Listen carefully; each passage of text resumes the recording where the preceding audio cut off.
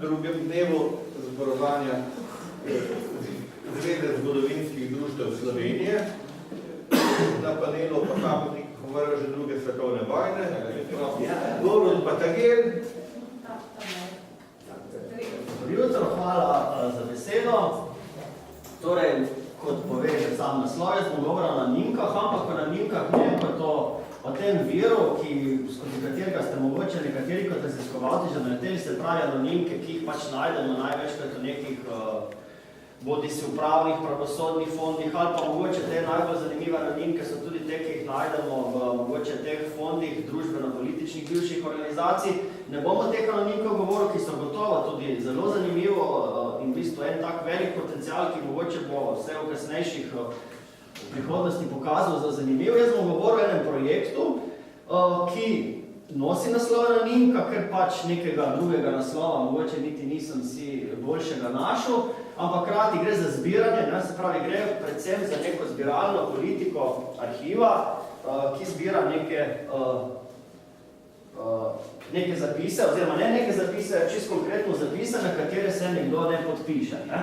Zdaj, včeraj je bil zanimiv poudarek tega, kar sem malo med vrsticami, oziroma nekateri so na teh referatih kar dosti izpostavili. Za zgodovinarje pravzaprav je pomembno, da te vire, ki jih pač vzamemo obravnavo, največkrat je bilo včeraj v kontekstu izpostavljeni te ustni viri, da je pravzaprav važno, da jih ne jemljamo zgolj že tako v začetku kot neko absolutno resnico, ampak je važen ta kontekst, kako so ti viri nastali, kako pravzaprav so prišli v to, da se obravnavajo. Se pravi, bom jaz danes se bolj osredotočil, tudi včeraj sem tudi malo mislil, mogoče je fajn tudi na tem zgodovinarskem pač tem krožju, na nek način spostaviti mogoče ta bolj arhivski princip pridobivanja in se bom jaz predvsem osredotočil na pridobivanje teh anonimk.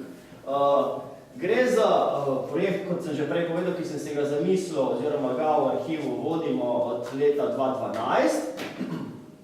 In gre za neko akcijo, ki je v bistvu bila zamišljena na dva načina. Se pravi, en način je bil, da imamo več teh skrinic, ena je vedno v arhivu in ena skrinica, oziroma več skrinic, zdaj moram reči, stvar je že malo, ne bom rekel, da je zamrla, ampak vsake toliko je pač nekako iz naftalina tudi potegne ven. Skratka, projekt kot tak je še zmeraj v fazi pridobivanja gradiva. Nismo še prišli na te naslednje stopnje. Se pravi, druga skrinica, oziroma več teh skrinic pa je potovalo po recimo nekem območju pretežno, bom rekel, te naše pristojnosti, naše javne službe, se pravi to, kar Zgodovinski arhiv Celje pokriva. In smo v bistvu te anonimke s temi skrinicami, pravzaprav smo iskali partnerje po knjižnicah, mladinskih centrih, domih upokojencev, po navadnih nekih krčmah, gostilnah, na nek način čim bolj nek širši spektr, čim bolj različne pač vzorce teh izvorov pridobivanja njih smo želeli pridobiti.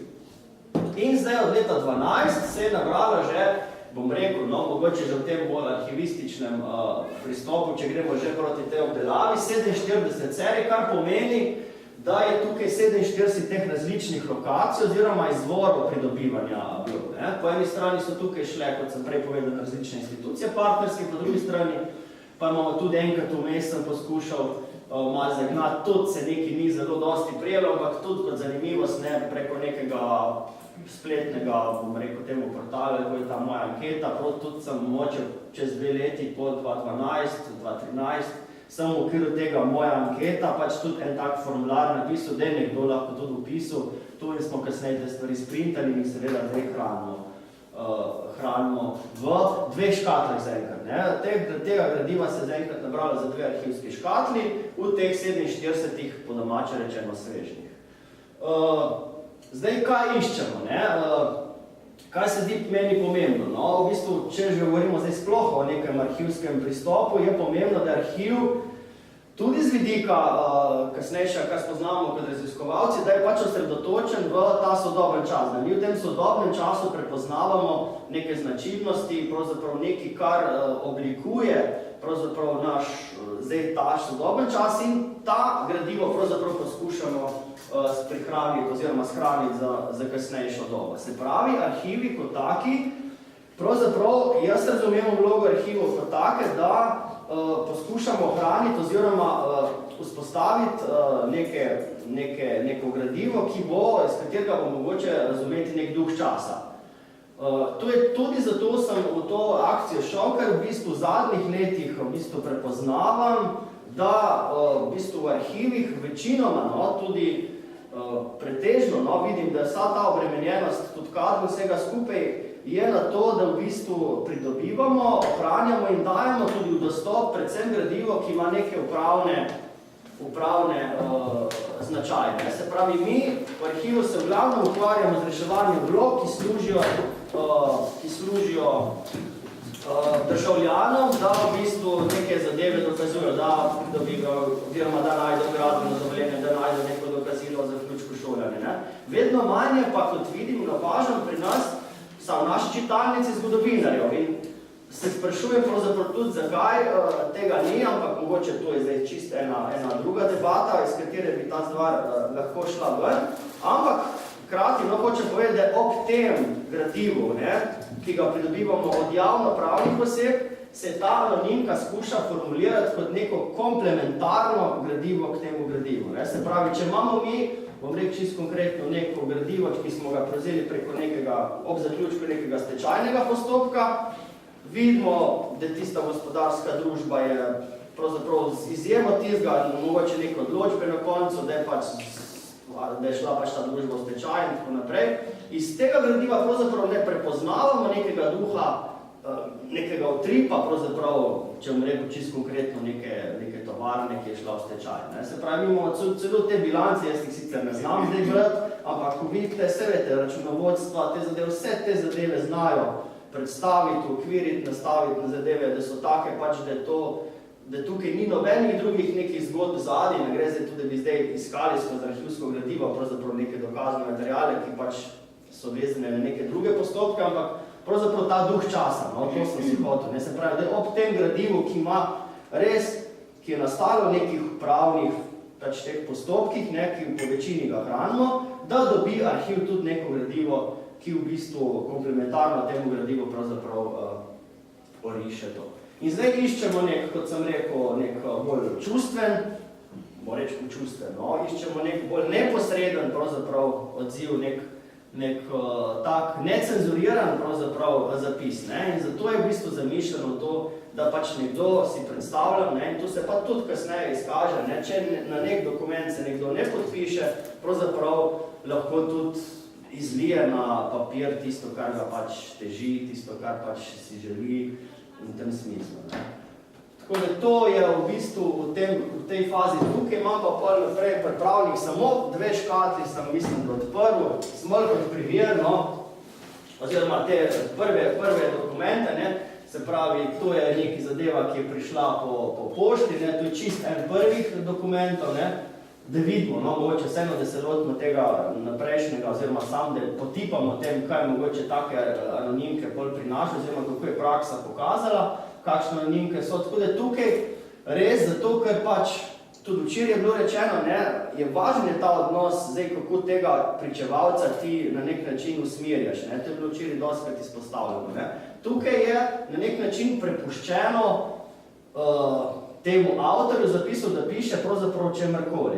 Jasno je pa, da ga omejuje neka forma, ki je v tej obliki teh obrazcev. In te obrazce kasneje se v bistvu stavi v to skrinjico. Tukaj je kratek opis, zakaj gre. Tukaj pa neki osnovni podatki, ki pravzaprav malo kontekstualizirajo oziroma omogočajo pol kasnejšo obdelavo. Jasno, ta struktura fonda, ki bo kasneje, oziroma zbirke, ki bo kasneje bo strukturirana glede na te izvore, jasno, na te lokacije, ki smo jih pridobili, znotraj tega pa mogoče tukaj malo več, imate tukaj podatek čas, kraj, oseba. Tudi to ni nujno, da nekdo piše nekaterega spola oziroma starosti, ampak nam mogoče malo pomaga pri mogoče tem kontekstualiziranju. In imamo različne zadeve prihajajo od teh. Tu gre za en tak že bolj refleksiran oziroma reflektiran zapis, ko je en mladostnik 14 let 2012, se pravi, ta anonimka je tista, ki jo bomo vrstili med te, ki so prišli po pošti, napisal zgodbo o Puranu Oliverju. Ne? Čist neka taka zelo lušna, lepa zgodba, ampak na nek način odraža duh časa, zdaj najbrž se kaj vidi prebrati. Mislim, gre pač za to, mogoče skozi to pismo lahko najdemo nek odnos, mogoče nekega najstnika do domače živali. Gre za enega Purana, ki je bil v farmi, pač odraža neke zadeve, ki jih verjamem, mogoče ne bi dobili v nobenem drugem gradivu. Ne? In potem ta neko čustven odnos do tega Purana, ki so ga s farmo vzeli, potem je pač bil nekako osvobojen, pa so ga pa na koncu vseeno pač pokončali, ne? In potem on opiše vse do tega zadnjega. Tudi zanimivega stavka, ki je napisal, problemov ne rešujem, ampak na njih opozarjam. In kasneje celo se je podpisal in je gotovo, da ni treba, da se podpiše, ampak vse to, če se kdo podpiše, tudi ni narobe, ne? Ampak gre pač za model anonimke, da nekdo bolj iskreno lahko kakšno stvar ali kakšen tam odpre. In je pač to recimo, no, take zadeve so zanimive, gre za, se pravi, je bolj reflektiran zapis. Kasneje, naslednji slajd, prosim. Evo, imate pa recimo, takoj v tej prvi fazi so potovali tudi, imate tukaj en TKU, gre za anonimko, ki je bila v eni gostilni, v krčmi. TKU je tam ko včeraj, to je ena znana celjska pač lokacija, kjer pač se pač druži, zbira pač neka krčma. Tukaj je pa nekdo razumel to anonimko čisto drugače, napiše v vaši gostilni bi si želel v zimskem času dnevno sveže kranjske klobase. Hvala. Ampak na nek način ta zapis pravzaprav o nečem priča, nekaj pove, ne, pač pove, da mogoče ta krčma ni imela klobase, ne zdaj kaj. Mislim, tudi iz tega zapisa na nek način lahko nekaj stisnemo, nek duh dobe oziroma tako naprej. Ne vem, imam še kjero, pa naprej. Ja, največ teh anonimk zadnje čase se poslužimo na ta način, da ko hodijo recimo šole k nam na obisk, teh je kar veliko, v zadnjih časih kar nekaj šolskih skupin sprejemamo, da ko pridejo k nam, ker za te obiske mi ne zaračunavamo, na nek način nam oni pač se prej dogovorimo s tem nekim pedagoškim delavcem, da nam pač v šoli, ko jih pripravljajo, ne, učence na obisk arhiva, da jim povejo pač kam sploh grejo, da mogoče tudi to predpripravi pripravijo, napišejo, tu imamo eno, ne, ni to, ampak vse ni narobe, da sem vam to povedal. Gre za skrinjico, ki je bila v knjižnici Rogaška Slatina. No, tukaj gre spet za en zapis, tu je pa 24, slabo se vidi, no.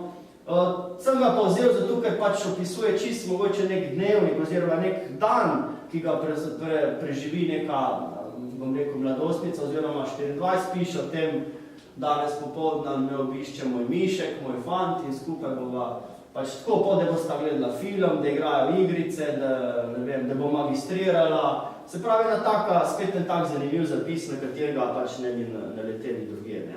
Pol imate kup stvari, če se zdaj ogromno teh otrok mladih piše, ne vem, o tem, kako gledajo Ligo prvakov, kako jim je všeč, ne vem, Barcelona ali Real in tako naprej. Kar takih zapisov na nek način pri nas v arhivu ne bi imeli, no.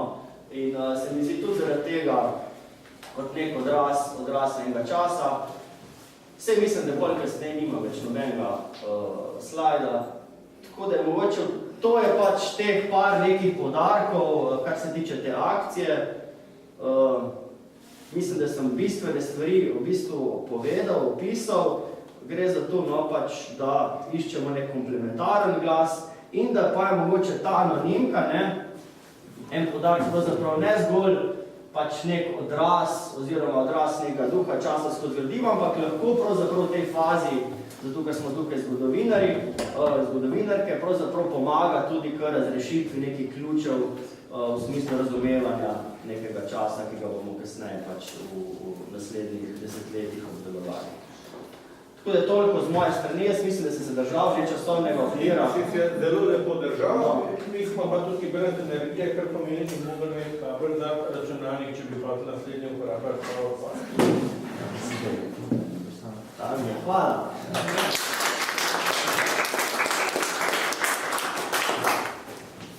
Srečno.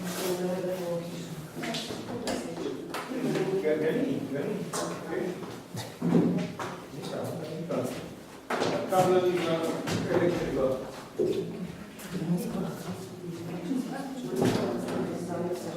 Je.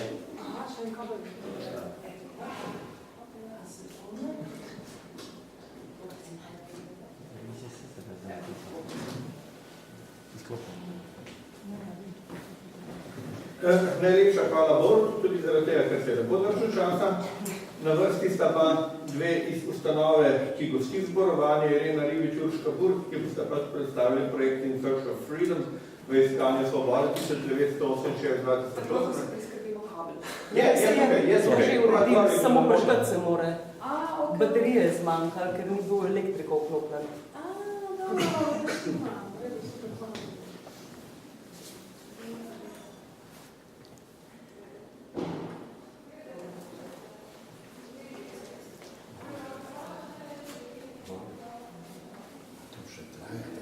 Ja.